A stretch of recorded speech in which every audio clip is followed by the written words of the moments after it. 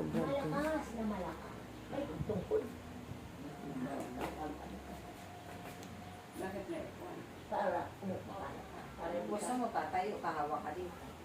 gusto ko lang ni. Yan.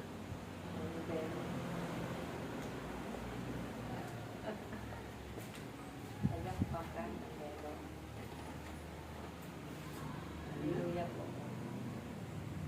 Ay, morning.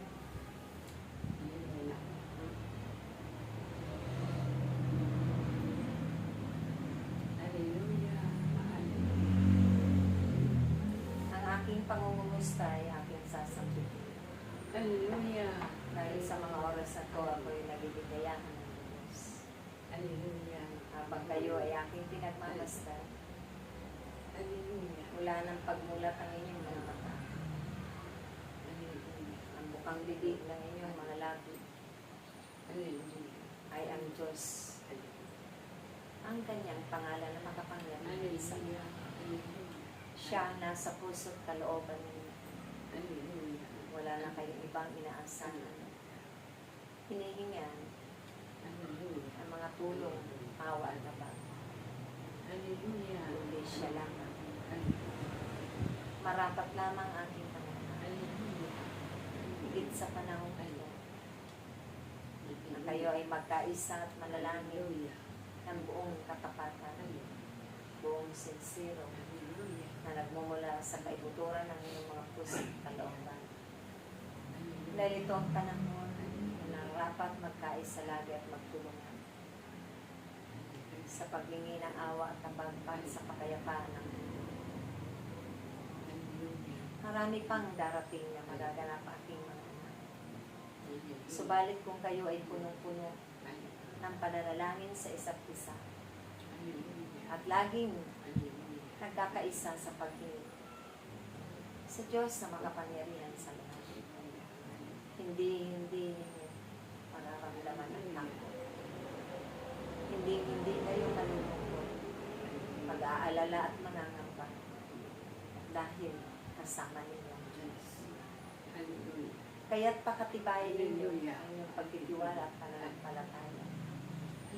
Maglaho man ang lahat sa mundo ito. Maganap man ang lahat na kanyang pahintulutan. Tunay na kayo ay hindi mawawala ng pananampalataya. Hindi kayo masisindak sa mga bagay na magaganap. Ang hawakan lamang lagi ang mga pangako ng Diyos na naglilingkod at nananatili at nananampalataya ng buong sincero sa Diyos, Hallelujah. tunay at tiyak. Ang bawat isa ang paruroonan. Ito ang paghahanda ninyo, aking mga anak, para sa pangalawang buhay. Dahil hindi lamang kayo naninirahan ng permanentes sa kalibutan. Naraan lamang ang bawat isa sa mundo. At kapag kayo ay hindi masusubayin, laging masunurin na may kalakip na pag-ibig at kagalakan.